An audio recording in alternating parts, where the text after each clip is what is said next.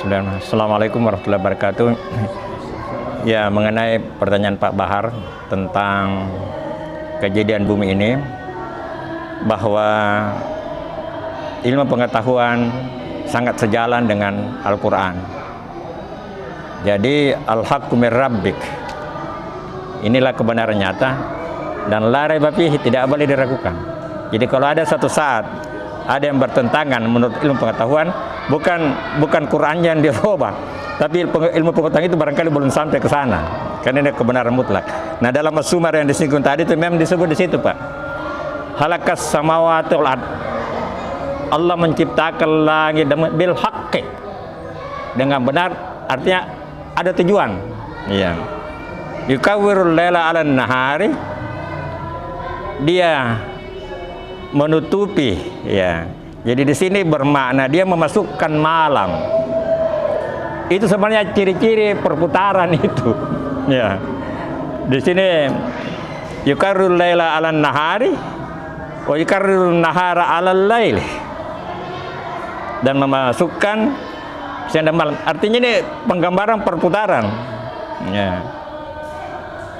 'Alal lail sakhara samsa wal qamara, dan menetapkan peredaran matahari dan bulan. Kalau dalam surah Yasin disebut itu fi falakin yasbahun, fi falakin yasbahun. Di situ beredar dalam garis edarnya. Iya. Kalau fi falakin yasbahun itu, kalau kita gambarkan itu, kalau kita baca hurufnya itu, ya, fi falakin, dalam beredarnya yasbahun, dia beredar. Ya. Beredar berarti dia harus pulang begini. Ya, ya. Jadi ada lagi dalam inna fi halqis samawati, dalam penciptaan langit, wahtilafil laili wan nahari, pergantian senam. Itu penggambar. Makanya penemu sebenarnya itu orang Islam itu yang menemukan, hanya saya lupa namanya itu, tentang bundarnya bumi ini, tapi dikembangkan oleh Barat. Karena memang bumi ini bundar, dan sekarang sudah terbukti. Yuri Gagarin yang pertama keluar angkasa kan sudah dilihat ini bumi bundar, dan sekarang sudah banyak. Jadi sudah faktanya. Apakah datar atau tidak? Sebenarnya katanya ini agak lonjong. Jadi bumi ini agak lonjong, tidak bundar kayak bola. Jadi kayak mirip telur sebenarnya itu. Kutub utara, kutub selatan. Jadi agak lonjong itu. Tetapi memang suatu yang bulat, bundar.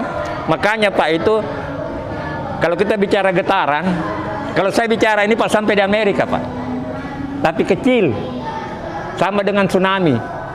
Kalau dekat itu besar, tapi makin kecil. Jadi kalau ini nih, dalam teori audio, saya orang televisi, audio itu, kalau dia keluar Pak, ini akan kemana-mana itu. Jadi kalau saya bicara ini sampai di Amerika. Kalau tidak percaya, ada HP. HP itu menguatkan, berarti sampai. Makanya Pak, dalam salat itu, salam itu yang wajib hanya satu kali Pak. Assalamualaikum, itu yang wajib. Karena dia sampai pada itu, ke sebelah kiri kita juga. Tapi untuk memperkuat, Assalamualaikum. Itu penggambaran bahwa bumi ini bundar, getaran itu sampai. Tapi makin lemah. Makanya diperkuat dengan dibalas Assalamualaikum. Jadi kalau kita salam Pak itu, usahakan ini diberi bobot. Assalamualaikum. Keselamatan kepada orang-orang di sekitar kita. Makanya bagus juga kalau kita duduk dekat kiai, artinya resonansinya lebih kuat daripada kita jauh. Ya. Assalamualaikum. Jadi ada resonansi, ada getaran. Nah, jadi dalam Islam itu kelihatan sekali salam itu kenapa wajib hanya satu kali, sementara kiri sunnah, karena bundar. Jadi itu sudah terbukti bumi bundar dan sudah dilihat. Adapun datar itu artinya hamparannya Pak, di bumi itu dihamparkan. Istilah hamparan itu datar, ya, bukan berarti datar seperti papan. Jadi hampar itu dihamparkan, itu dihamparkan dan membundar. Ya, jadi orang Amerika itu kan, kalau kita keluar angkasa kan tidak jelas yang mana di atas mana di bawah.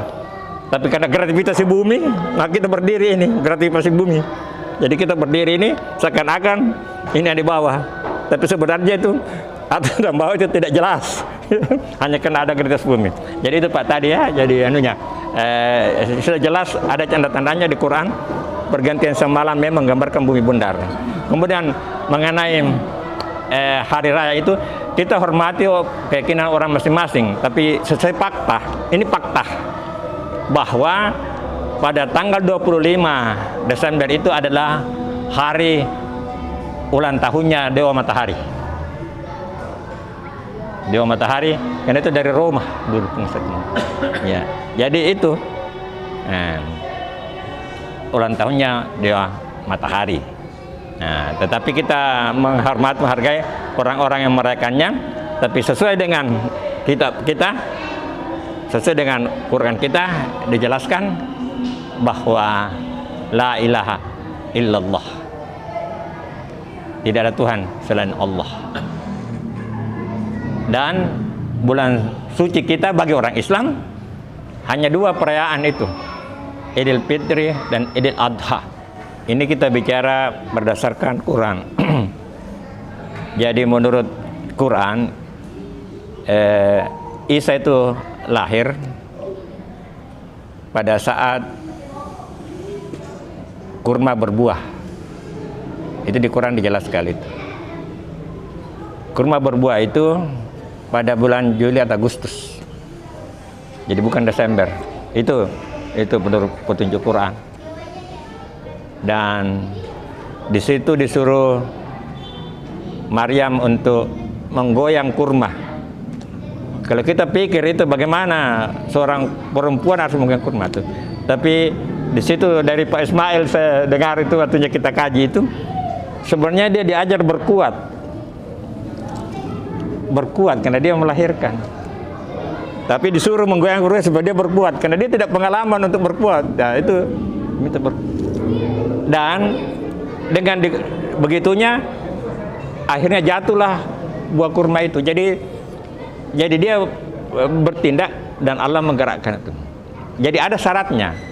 Jadi Allah itu mendatangkan sesuatu itu dengan ada asbabnya, ada syaratnya. Kenapa laut tidak terbelah langsung saja? Kenapa harus menunggu Musa menghentakkan laut barulah terbelah? Jadi itu menggambarkan bahwa manusia itu ada upayanya, Allah akan mendatangkan. Ya seperti kita ini, upaya kita kecil tuh insya Allah, tapi Allah mendatangkan. Jadi kita selalu berikhtiar, berinisiatif. Setidaknya ada nawa itu kita bekerja dan Allah insya Allah akan memberikan imbalan yang berlipat ganda. Jadi ada upaya. Jadi kembali kepada itu, kelahiran Nabi Isa alaihissalam itu pada di saat musim kurma berbuah. Nah, ranum, dan itulah yang saat itu dia makan, dan ada anak sungai di bawah itu yang dia segar. Jadi itulah mengenai dari segi ajaran kita tentang masa waktu kelahiran Nabiullah Isa alaihissalam. Itu menurut petunjuk Quran, dan sangat jelas sekali itu proses kelahirannya. Bahkan lebih jelas penjelasan tentang Quran tentang proses kelahiran Isa daripada kitab-kitab lain. Quran lebih jelas tentang itu. Nah, bencana alam ini kan atas kehendak Allah. Jadi begini, bencana alam itu kan bulan Januari Desember itu kebetulan kebenaran itu musimnya memang musim. Kalau kita di negara kita di Indonesia ini kan, tapi kan di negara lain belum tentu begitu. Di negara kita yang terletak di antara Laut Pasifik, Lautan Teduh, memang pada bulan Desember, Januari itu cuaca memang rata-rata buruk gitu. Jadi itu kan ada memang fenomena alam ya, ada di situ. Adapun bencana itu orang Islam memandangnya ada 2. Ada menganggapnya bencana, ada menganggapnya sebagai ujian. Ya, karena di balik satu bencana selalu ada hikmah. Bagaimana terjadinya ini krisis di Israel dengan terjadinya pembunuhan. Tapi di balik itu banyak orang masuk Islam gara-gara melihat kepercayaan orang Palestina itu sangat banyak itu yang masuk Islam, tergerak mereka untuk belajar Islam. Jadi suatu peristiwa yang buruk ada hikmah di balik. Ada gunung meletus, bencana. Tapi setelah itu Galunggung, pakai tingkat Galunggung, orang pada mengungsi situ Galunggung. Sekarang orang pada pergi, luar biasa suburnya itu. Itu daerah Galunggung itu sangat subur karena dari dalam perut gunung itu kemudian jadi sekarang jadi sangat subur. Jadi di balik suatu malapetaka selalu ada hikmah, dan orang yang beriman itu selalu memandangnya itu selalu positif. Tidak pernah ada kata penyesalan. Seandainya itu istilahnya itu kata-kata tak ada gunanya. Seandainya, karena semuanya sudah tertulis di Lauhun Mahfuz, sudah ada terancang semua. Jadi tidak boleh, tidak ada gunanya kita bilang seandainya begini. Kata seandainya itu adalah kata-kata yang tidak ada gunanya. Karena biarpun kita demikian menyesal yang terjadi. Jadi apapun yang terjadi seperti pertemuan kita malam ini itu sudah terancang di Lauhun Mahfuz bahwa orang yang akan datang di tempat ini sekian sudah. Dan kita dipanggil Pak ini. Kita bertemu dipanggil itu. Banyak orang yang tidak mau ke sini. Bahkan mau ke sini tapi tidak sempat. Kita ini dipanggil.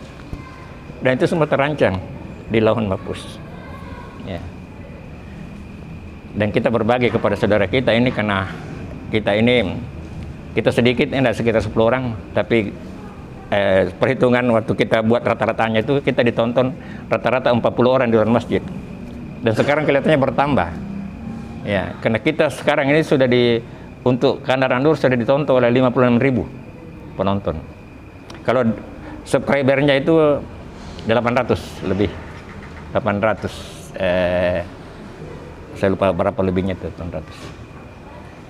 Ya, kecil-kecil ini tapi mudah-mudahan ada manfaatnya. Tapi besar atau tidaknya tergantung dari nawa itu. Ya, dari nawa itu kita untuk berbuat sesuatu.